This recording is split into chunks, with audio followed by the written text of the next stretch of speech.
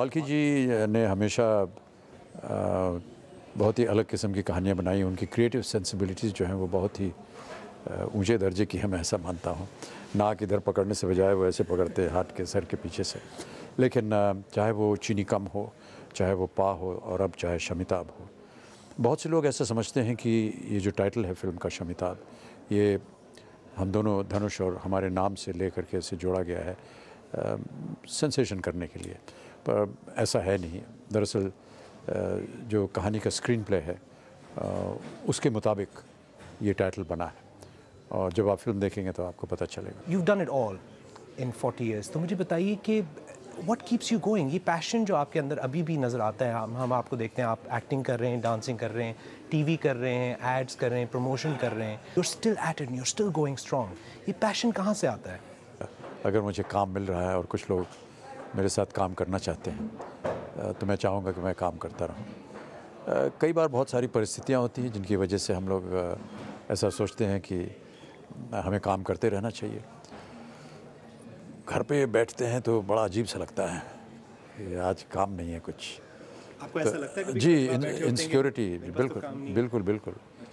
हर रोज़ हम लोग ये सोचते हैं कि इनसिक्योर हो गए, काम होना चाहिए। तो बस यही है, और कुछ काम आता नहीं है तो रात को सोने से पहले सोचते हैं कल क्या होगा, कैसे करेंगे। फिर दिन भर सोचते रहते हैं कैमरा जब चलेगा क्या करना होगा, ठीक हुआ कि नहीं हुआ। जाके उसे देखते हैं, डिस्कस करते हैं अपने डायरेक्टर के साथ बाद में कि ठीक हुआ कि नहीं हुआ, एक और मौका दीजिए, फिर से करेंगे इसको। इस तरह की बातें होती रहती हैं।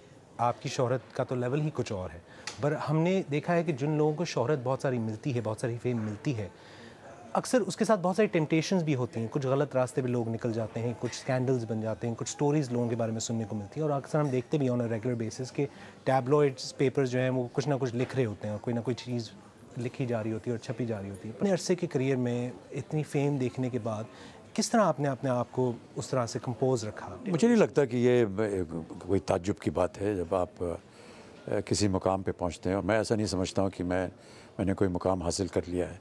मैं हमेशा सोचता हूं कि अभी भी बहुत कुछ काम करने को है, और ये तो दरिया दिली है लोगों की।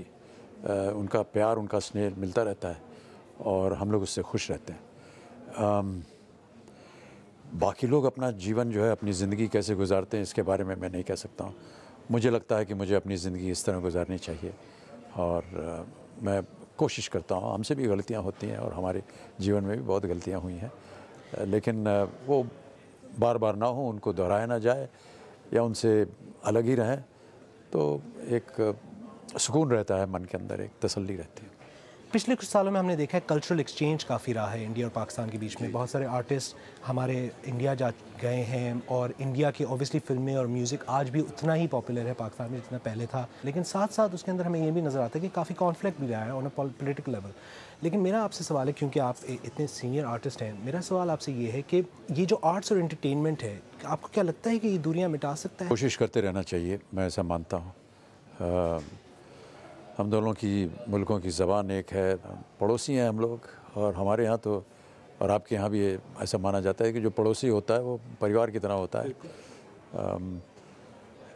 हमें अच्छा लगता है कि जब हम पाकिस्तान से लोग आते हैं यहाँ काम करने, हम आपका काम देखते हैं।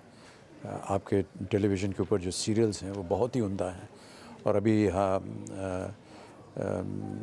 भारत में एक चैनल जो है वो डेडिकेटेड आपके टीवी सीरियल्स दिखा रहा है, बहुत ही सुंदर, बहुत ही उम्दा। और मैं ऐसा मानता हूँ कि आपके जो टीवी सीरियल्स हैं वो जो हिंदुस्तान में बनते हैं वो बेहतर हैं हमसे, और कलाकार भी बहुत खूब हैं। मैं तो बहुत पुराने ज़माने की बात कर रहा हूँ, और उस समय जो सीरियल्स आते थे वो बहुत ही उम्दा थे, अभी भी बहुत अच्छे हैं। और मैं ऐसा मानता हूँ कि एंटरटेनमेंट है, संगीत है, खेल कूद के मैदान है, इन सब में हमें हिल मिल करके रहना चाहिए। यही जो है आगे चल करके बढ़ावा देते हैं। हमें तो कभी अंतर लगा नहीं। मैं पर्सनल बोल रहा हूँ, क्योंकि मेरी वालदा जो है वो लालपुर में पैदा हुई थी, जो कि अब इस्लामाबाद हो गया है, और उनकी शिक्षा दीक्षा और लाहौर गवर्नमेंट कॉलेज लाहौर में हुई। मेरे जो नाना थे वो वहीं रहने वाले थे, कराची में वो प्रैक्टिस करते थे, वो बार एट लॉ थे। Oh really, okay. तो हमें तो कभी कोई फ़र्क मालूम नहीं पड़ा। हाँ, ये सच है कि पॉलिटिकली बहुत सारे मतभेद होते रहते हैं और इन मतभेदों को ख़त्म करना चाहिए, मैं ऐसा मानता हूँ।